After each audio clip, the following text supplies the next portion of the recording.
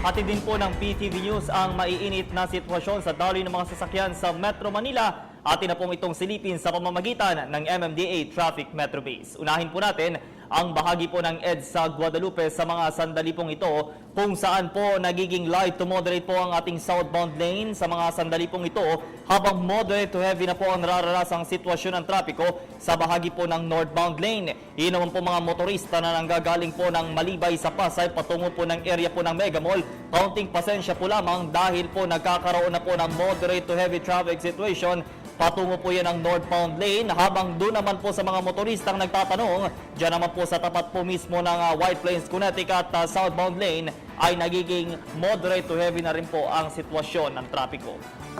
Lipat tayo ngayon sa may bahagi po ng Katipunan, Berkeley sa mga sandali pong ito kung saan po stop and go signal po lamang ang nagpapahimpil sa mga motoristang bumabagtas po sa magkabilang bahagi po ng Katipunan. Yun po mga patungo po ng Tandansora hanggang sa Mesipi Garcia southbound lane ay nagiging light to moderate po ang nararanasang sitwasyon ng trapiko habang moderate to heavy na po sa tapat po ng Miriam College at ng Ateneo.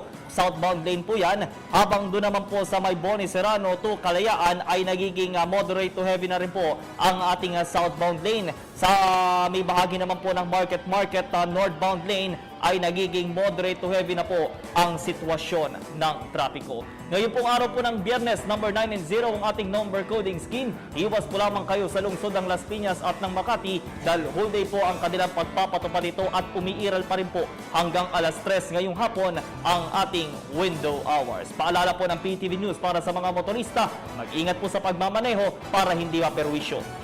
Ako po si Julius de Zamboron, maraming salamat po.